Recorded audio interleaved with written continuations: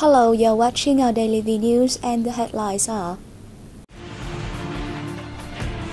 Laos honors Vietnamese defense leaders with Israel order. Businesses seek opportunities for export to APEC and African markets. ASEAN confirms East Sea-related commitments.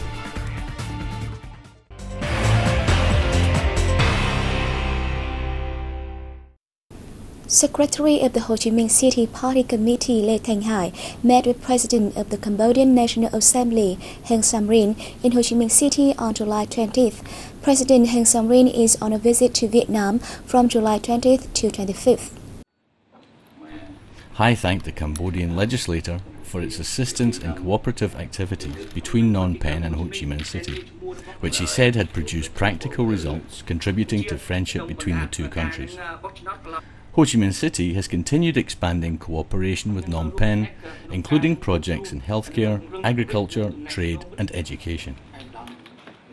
President Heng Samrin said Cambodia wants to continue fostering traditional ties with Vietnam for the benefit of the two peoples, for national peace in each country, the region and the world.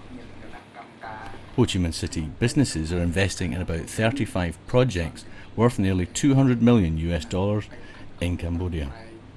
Notably among them in the 500-bed Chow Ray Phnom Penh Hospital, which is due to go into operation in mid-2013. Leaders of the Defense Ministry and the General Department of Politics under the Vietnam People's Army were presented with Laos Israel orders at a ceremony in Hanoi on July 21st. The honors were handed over by Laos Deputy Prime Minister and Ministers of Defense, Senior Lieutenant General Luong Chai Phi Chit. On behalf of the awardees, Senior Lieutenant General Do Ba Tị, Chief of the General Staff of the Vietnam People's Army and Deputy Defense Minister, thanked the good sentiments of the Lao Party State Army and people for the Vietnamese People's Army. We are very proud of and treasure your wholehearted support for Vietnam's revolution, and even more proud of having chance to contribute to your victory. The special solidarity between the two nations will continue developing during the present course of national construction and defense, he affirmed.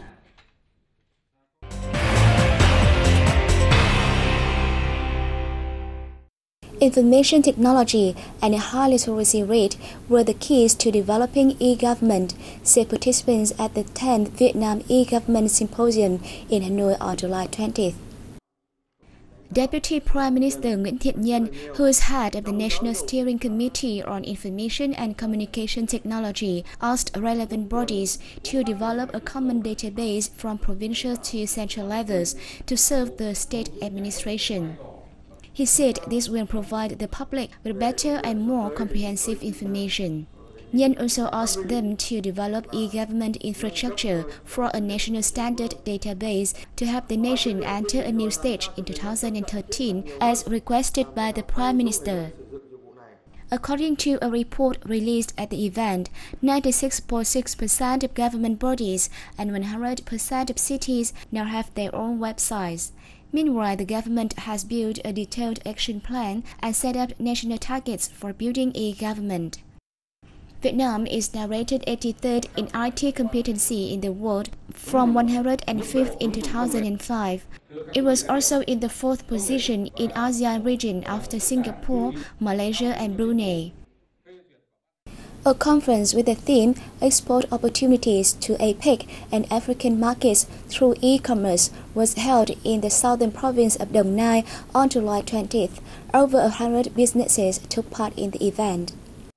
Hosted by the Vietnam Chamber of Commerce and Industry, the conference is to inform import-export enterprises about doing business by e-commerce so they can expand their markets. The Chamber of Commerce said 96% of Vietnamese businesses are small and medium-sized enterprises, and most have limited opportunities for using in e-commerce in their business transactions. By using e-commerce, enterprises are able to easily access new markets and customers.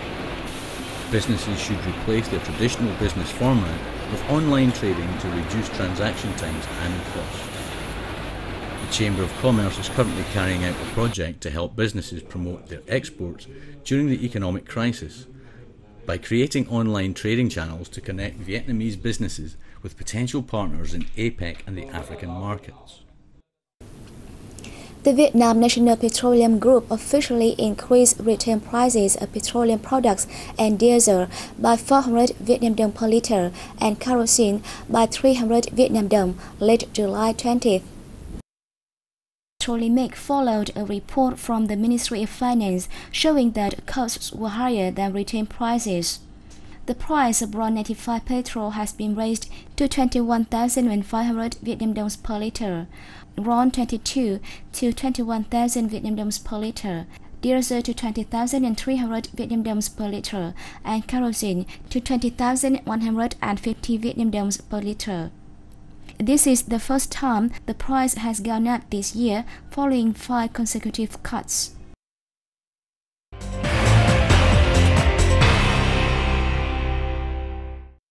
The first iBank in the southern region made its debut in Ho Chi Minh City on July 20th. This is an effort by the Ho Chi Minh City Poor Patient Sponsor Association to bring light to the blind. The iBank is part of a program run by the association to assist poor blind people. Equipped with an aseptic laboratory and essential tools and machines, the bank will receive, assess, preserve and distribute corneas to health facilities which will perform corneal transplant surgeries.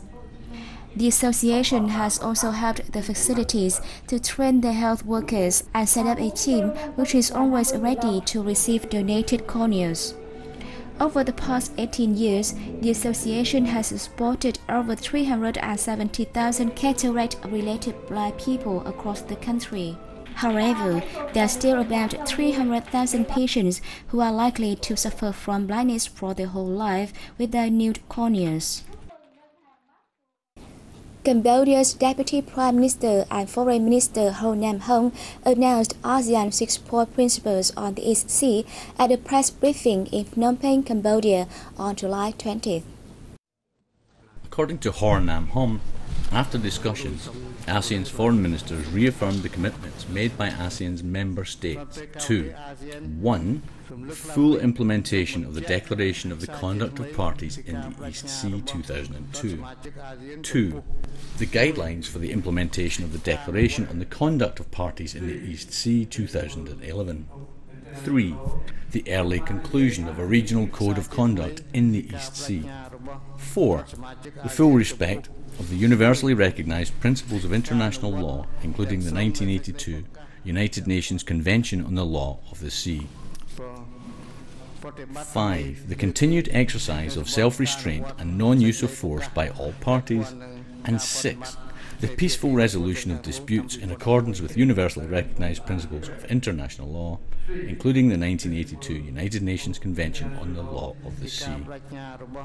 The ASEAN foreign ministers resolved to intensify ASEAN consultations in the advancement of the above principles, consistent with the Treaty of Amity and Cooperation in the Southeast Asia 1976 and the ASEAN Charter of 2008.